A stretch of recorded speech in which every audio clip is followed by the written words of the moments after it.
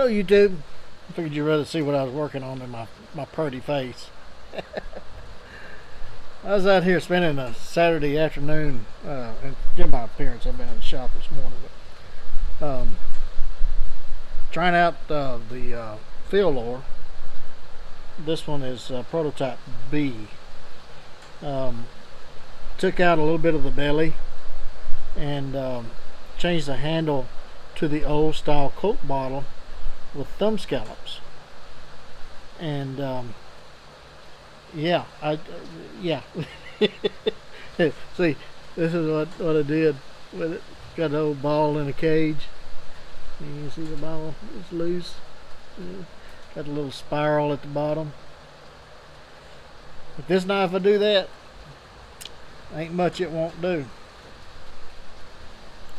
Especially for a 4 1/4 inch knife blade. Looks like we're about to get some rain. I think we are getting some rain. But anyway, I thought maybe I would, since I was out here, I'd talk about knife safety just for a moment.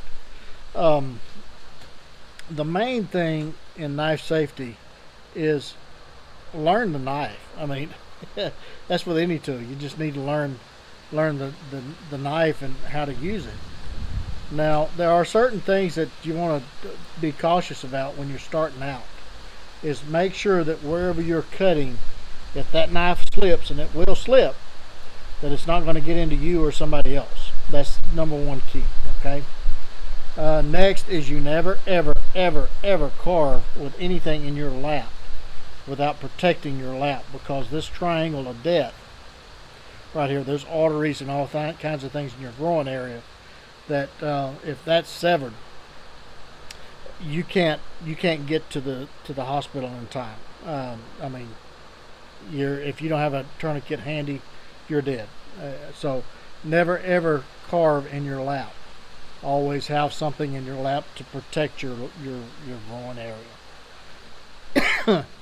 But the main thing, or I would say the main thing, is a critical key to knife safety is blade control. And I've said this in many videos, and I still believe it to this day. Because if you control the blade, then you're not gonna let that blade get into you or anybody else. So there's a lot of things that go into controlling a blade. A lot of it is the handle, the shape, the size, the contours on it.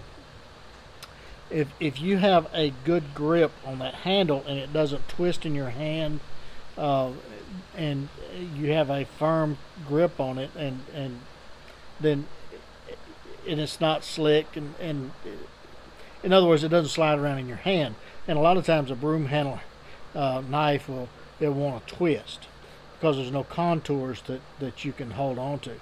And to compensate for that, you're always squeezing the handle tighter and tighter and tighter, and you get arm fatigue.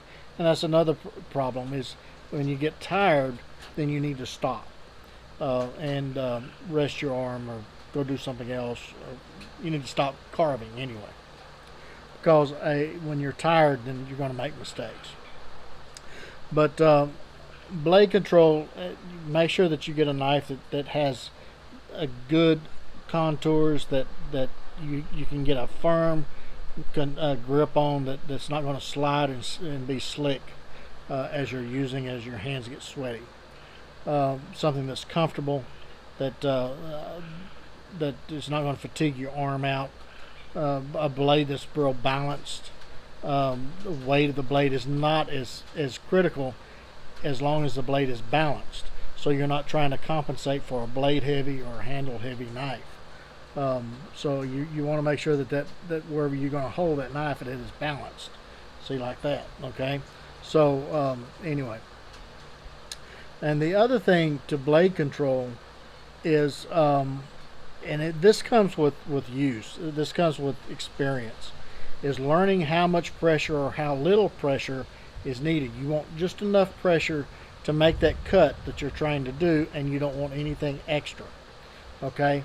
So in other words, if you're trying to cut into this area here, if you put too much pressure on it, then you're going to cut through this little deal here, this I don't know what this is called, and go all the way through it. You don't want to do that. So you got to learn the knife and how easy it's going to cut, how much pressure to use. So if you learn the knife and how much pressure is needed to make those cuts, then that is another form of blade control.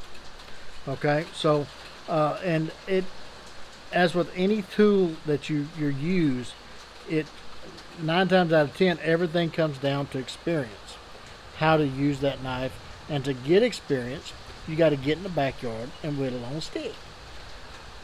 Do something like this, or if you don't want to do something this complicated starting out, do a tri-stick. I've got a video on tri-sticks. It's pretty old, but of me doing tri-sticks, and I'm sure there's probably thousands of others on YouTube that's done tri-sticks, and that is a very good way of learning your knife, what its good points is and what its bad points is, and also improving your knife skills. So yeah, I think whittling on a stick is probably the most therapeutic thing you can do. I don't do it often enough. Tell you that, this is the first time I've done a carving, and man, I don't know, probably going on 2 years. That's pretty sad, ain't it? That's really sad. I need to change that.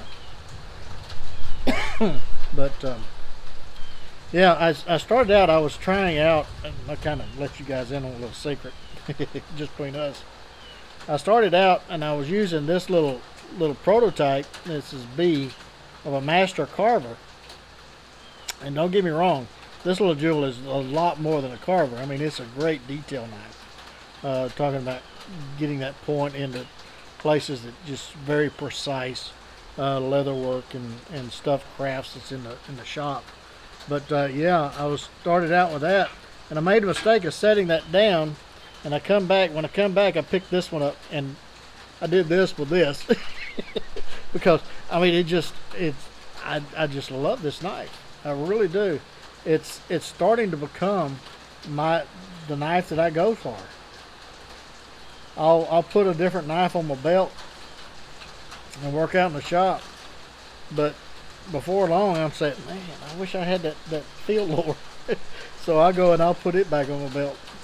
But yeah, I really like this new design, this B, because I think that's the ticket right there, prototype B. Well, I'll probably do a pre-order release on it in the next couple of weeks, probably somewhere around the 1st of the month, I think. Because you see how that tip will get right in there and get in those tight places. And you know, the other thing is to control the knife, you control the cut better the closer you are to where let me just back up and start over. The closer you're cutting to your hand where you've got the knife, the more control you have over the blade, the more pressure you can apply. Correct pressure, let's just say that. And it's just a matter of teaching yourself how to hold the knife. And a lot of people say you never hold the knife up there, which is ludicrous. I mean, if you look at a lot of the folks who use a blade a lot, see, I'm always guiding it with the other hand. Then, I mean, they're all over the blade. Watch your grandma. Watch your grandma cut up vegetables in the kitchen. Watch your grandpa do something with a pocket knife, cut a plug of tobacco or whatever. I guarantee you not many of them holding on the handle. Most of them will be up here, they'll be up here, they'll be all over that knife. And it's just a matter of teaching yourself. In fact, if you look at a lot of the indigenous people in jungles and everywhere, most of them they're holding the blade just all kinds of different places. Okay.